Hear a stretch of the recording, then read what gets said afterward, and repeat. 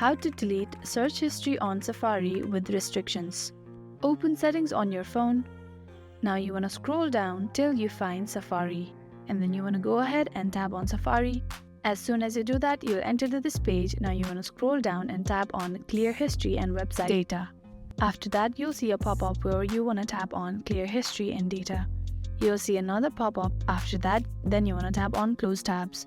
The history has been deleted, but you want to delete restricted data. For that, you want to go on the home page of settings, then you want to tap on Screen Time.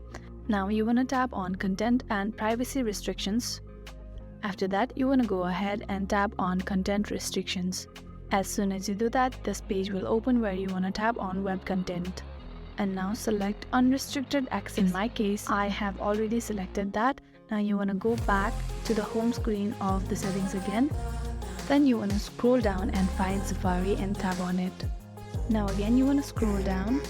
Then you want to tap on Clear History and Website Data again. Then you want to tap on Clear History and Data. Then you want to tap on Close Tabs. And that is how you can delete search history on Safari with restrictions. I really hope this video helped you out. Thank you so much for watching till the end.